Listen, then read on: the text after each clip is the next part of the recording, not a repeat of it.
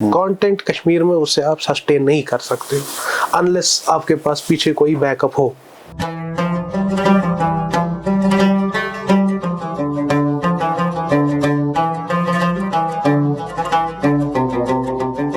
अस्सलाम वालेकुम नाज़रीन, आज की मुलाकात के एक और शुमारे में आप सबका इस्तकबाल।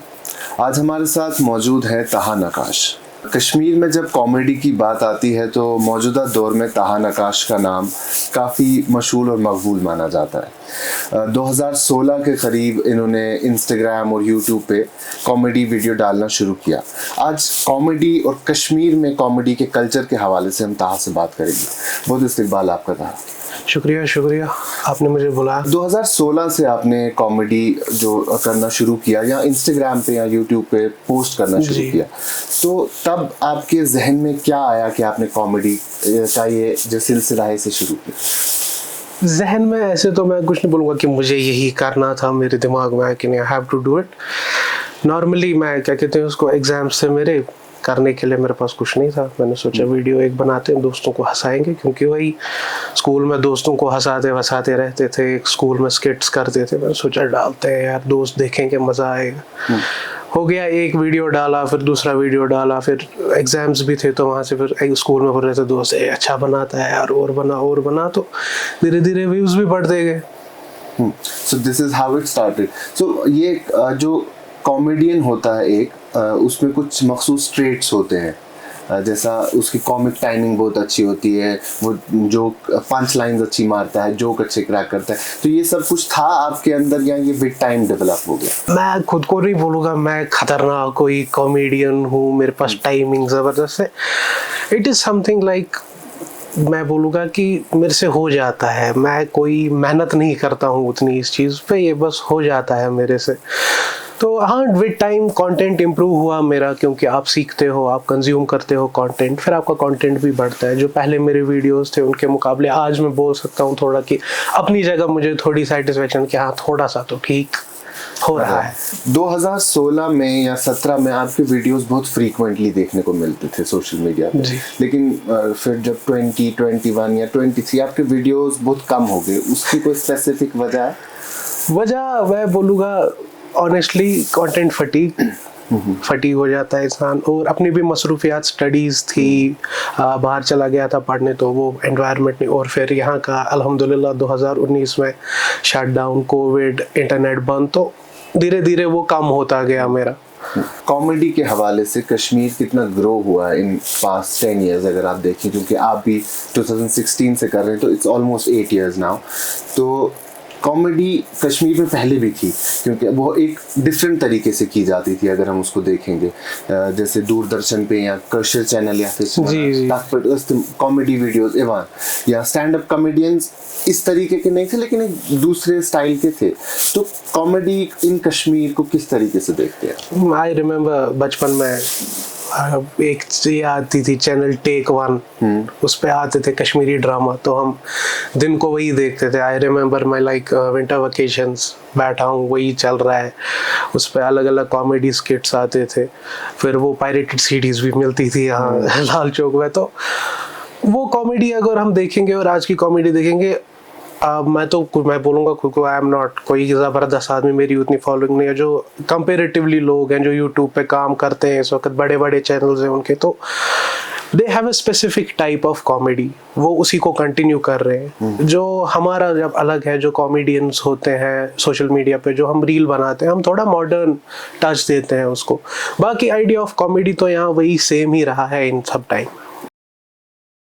कश्मीर एक नाम, एक एहसास, जिसकी पहचान दिखती है पश्मीना के धागों की बारीकी में, मेहमान नवाजी के जायके में, मौसीकी की कशिश में, और हर घर की हर दीवार में, जो बने हैं खैबर सीमेंट से और कश्मीर के हर जर्रे की तरह दिल से। खैबर सीमेंट, दिल से बनाओ। जैसे इंडिया में या सब कॉन्टिनेंट में अभी स्टैंड अप कॉमेडियंस का जो दौर है या स्टैंड अप कॉमेडी का जो टाइम है वो बहुत ऊपर चल गया है। इन पास्ट 1 डेकेड अगर हम भी देखेंगे तो स्टैंड अप कॉमेडियंस जो हैं दे आर अर्निंग गुड, उनके शोज होते हैं। तो कश्मीर में ऐसा कुछ कल्चर है, ऐसा कहीं शुरू हुआ है? लगभग 2018 में हमने मतलब जजी टॉकीज़ नाम का एक हमारे साथ ये था चैनल था, मेरे फ्रेंड्स थे कुछ, हमने एक क्या कहते हैं stand up comedy show organise किया था गांधी भवन में, तो response was good, but the thing is it will take time. मैं बोलूँगा उधर कल्चर डेवलप हुआ है, वो आप आज देख रहे हैं वो कल्चर 2020 के बाद, but it has been like they are making content from like 2009 2010। वहाँ पे वो क्या कहते हैं इसको, बहुत पुराने कॉमेडियंस भी हैं, फिर धीरे धीरे वो डेवलप हुए, बहुत वो जो पायनियर्स हैं उनका तो नाम भी नहीं है कहीं। आज हम नए कॉमेडियंस का देखते हैं, जाकिर खान को देखते हैं, सौरभ पंत को देखते हैं, बाकी जिनको देखते हैं, उनका कल्चर बहुत टाइम से डेवलप हुआ है। इंशाल्लाह धीरे धीरे यहाँ भी कल्चर डेवलप होगा, बिकॉज इट टेक्स टाइम। और कश्मीर में एक चीज़ है, लोग जल्दी जल्दी चेंज को एक्सेप्ट नहीं कर पाते हैं। यहाँ थोड़ा इस चीज़ के साथ टैबू भी जुड़ा हुआ है कि लोग मतलब ये क्या हंसाता है, ये क्या करता है, अभी लोग उतना फ्रीली नहीं इसको एंजॉय करते हैं। अब जब धीरे धीरे कल्चर डेवलप होगा तो यहाँ पीपल विल कम।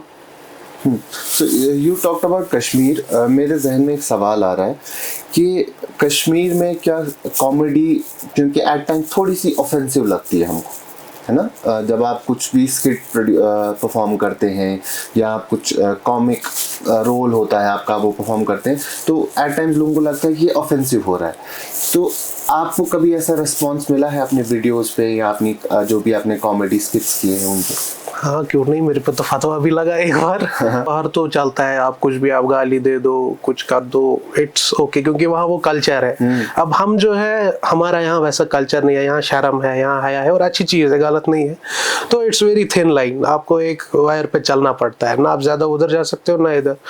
जितना आप बीच में चलोगे उतना अच्छा। हाँ लोग तो ऑफेंड होंगे, उसमें आप कुछ नहीं कर सकते हो, you have to take it, क्योंकि अगर 10 लोगों को कोई चीज़ अच्छी लगती है, 2 लोगों को गंदी भी लगेगी, वो उनका ओपिनियन है। ये फतवा किस बात पे लगा था? वो मैंने वीडियो एक बनाया था, उसमें क्या कहते हैं, रमजान होता है, बाप बोलता है बेटे को कि नमाज पढ़ो, गलत बात है, फिर रोजा रखने का कोई फायदा नहीं, वो जोरा होता है। बोलता है अगर वापस में आया तो नमाज नहीं पढ़ी होगी, जय नमाज पे नहीं होगा, मैं मारूंगा। ठीक, वो सो जाता है, बोलता रहता है रोज। वो आता है तो जब फादर वापस आता है तो ये डर जाता है, ये क्या करेगा, अब इसने जिंदगी में नमाज ही नहीं पढ़ी है कभी बेचारे, तो ये उल्टे साइड से नमाज पढ़ने लगता है। उसी पे मेरे को लोगों ने बोला तुमने कबिला बदल दिया, हाउ डेयर यू। बोला भाई मजाक है, आराम से। तो उस पे एक मौलवी साहब ने इंस्टाग्राम फतवा मेरे को दे दिया था कि फोटो लगाया था, नीचे लिखा था ये नाम का बंदा है तहार नकाश, इसने इस्लाम का ये किया है, तो इसको बाइकआउट करो। यूजुअली मैं कल भी आपका इंस्टाग्राम देख रहा था और इससे पहले भी कई बार देखा है, तो उसमें रिएक्शन वीडियोस बहुत ज़्यादा होते हैं।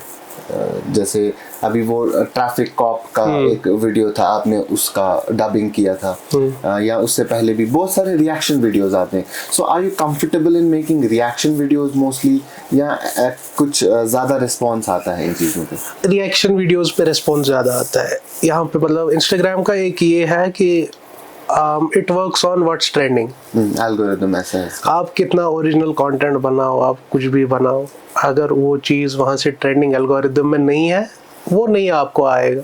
अभी मैं अगर 2-4 वर्ड्स कोई ट्रेंडिंग बोल दूंगा, वीडियो का एल्गोरिथम अच्छा हो जाएगा।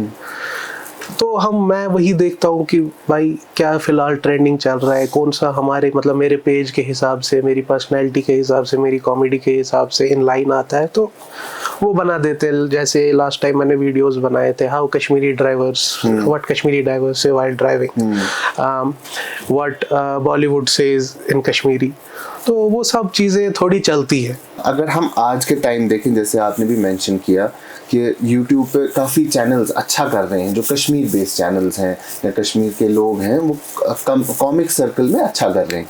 तो have you ever tried in कि कोलैबोरेशन करें किसी के साथ काम करें? मैं अपने कंटेंट के लिए बहुत प्रिसाइज हूँ। Okay. मुझे जो खुद पसंद आएगा, जब तक मुझे अपना वीडियो पसंद नहीं आएगा मैं नहीं अपलोड करूँगा। मुझे पसंद आना चाहिए, बिकॉज एट द एंड अपनी सेटिस्फैक्शन बहुत ज़रूरी है। अगर आप उस चीज़ से खुश नहीं हो जो आप खुद करते हो, फिर फ़ायदा ही नहीं।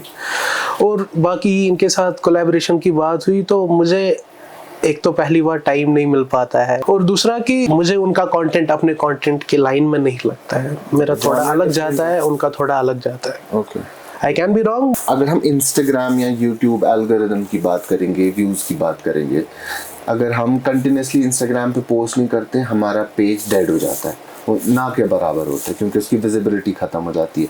लेकिन आपका पेज साल में 3 वीडियो डाल के गायब हो जाता है, फिर उसके बाद अचानक से 5-6 वीडियोस आते हैं पच बेग संग। कुछ डिफरेंस दिखती है आपको कि लोग जा रहे हैं, इंगेजमेंट कम हो रही है, या आपकी ऑडियंस बड़ी ये है कि वो उधर ही रहेगी? मुझे प्यारा मेरी ऑडियंस बड़ी ना, वो डीट है, वो नहीं, मतलब वो मुझे मैसेज करेंगे, वो मुझे फोन तक करते, हेलो हाँ वीडियो बनाना भाई, मत ना कर, अब तंग आ गई कुछ कर। तो उनका एक चीज है, जिनको मुझे देखना होता है वो देखते हैं। Like I know people who are following me from day one, they are still following me. बहुत सारे ऐसे लोग हैं वो फॉलोवर सिर्फ दोस्त बन गए, खतरनाक दोस्त, जैद हो गया, बाकी लोग हैं मेरे बहुत अच्छे दोस्त हैं। मतलब आई हैव मेड बहुत सारे दोस्त मैंने बनाए हैं इंस्टाग्राम से, और इसी चीज़ से कि मैं वीडियोस बनाता हूँ। तो मेरी ऑडियंस मेरे हिसाब से बड़ी नीश ही सही, मगर कमिटेड ऑडियंस, वो मेरे वीडियो का वेट करते हैं।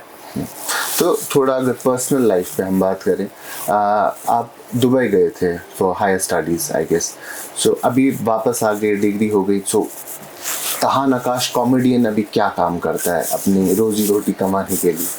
तहान आकाश अभी रोजी रोटी के लिए तो खास कुछ नहीं करता है। फिलहाल तो वो MBA की तैयारी कर रहा है, फॉर्म वगैरह भर रहा है बाहर, और फिलहाल जापानी बच्चों को इंग्लिश पढ़ाते हैं हम। अच्छा, बस फ्रीलांसिंग करते हैं। फ्रीलांसिंग। अपनी कॉमेडी चैनल का या अपनी स्टैंड अप कॉमेडी का कुछ फ्यूचर देखते हैं इन कमिंग टाइम? ये खतरनाक सवाल है।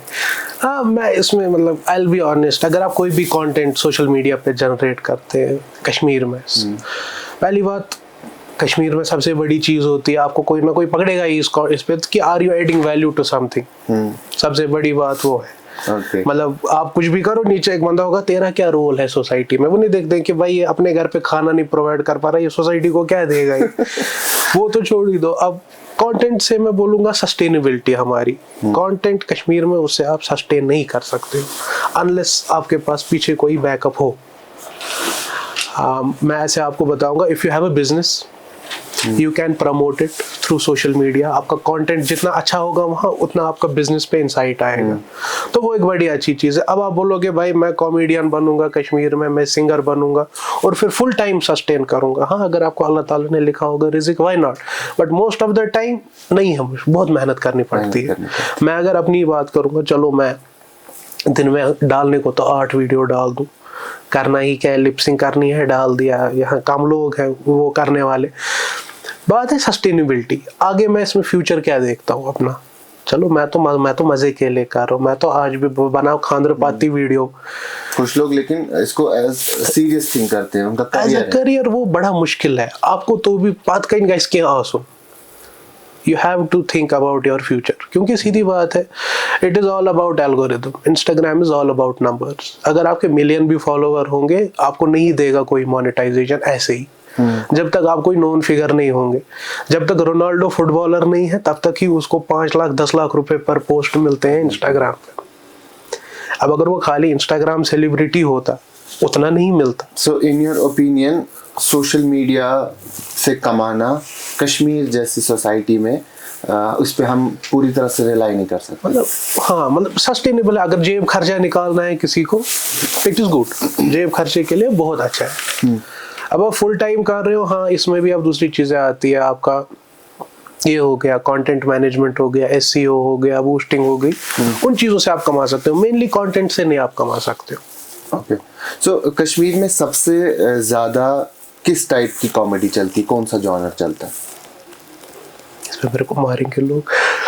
यहाँ पे ज़्यादा वही चलता है, मतलब जो हम पुराने वक्त में देखते थे ना, मतलब कश्मीरी, ये जो मैंने आपको बोला टीवी पे जो चलता था, वही लोगों ने अब यूट्यूब पे लाया है, तो वही ज़्यादा चलता है। अब वो बनाते हैं 25 मिनट 30 मिनट 40 मिनट की वीडियोस, लंबी लंबी वीडियोस बनाते हैं और लोग देखते हैं। उनका वॉच टाइम अगर आप देखोगे कांस्टेंट वॉच टाइम होता है, और कुछ नहीं 4-5 लाख व्यूज़ तो ऐसे ही मिलते हैं उनको।